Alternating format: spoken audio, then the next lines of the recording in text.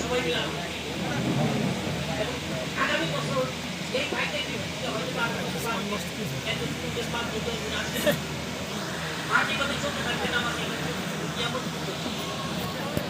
আপনাদের আসছেন আজকে একটা আমাদের পক্ষ থেকে মাদ্রাসার পক্ষ থেকে কলেজের পক্ষ থেকে সবাইকে আন্তরিক শুভেচ্ছা ধন্যবাদ একবারে শুনে আমাদের সীমাবদ্ধ আছে আমরা অনেক সময় সেরে শিখতে পারি অনেক জায়গায় বলে আসাতে পারি আমরা মাঠটা যেভাবে সাজানো কথা ছিল যেভাবে ডেকোরেশন করা অনেকটা পাস কিছু মাধ্যমে করতে পারি যাতে আগামীতে হয়ে যায় দোয়া করতে আগামীতে পুরানি একটা আর মনে মনে সংকল্প করে এই গুণা যতই সামনে আসুক আর গুণা করবো না।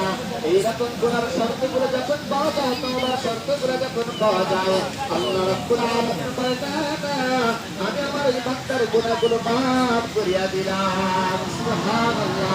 এরপরে কিছু কথা আসছে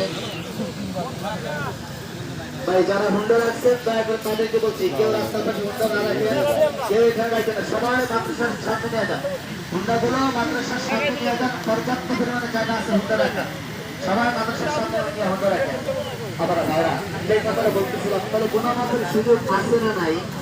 আছে না নাই? দেখেন আল্লাহ তাআলা আমাদেরকে কত মহব্বত করছেন, কত ভালোবাসছেন, গুনাহ মাফের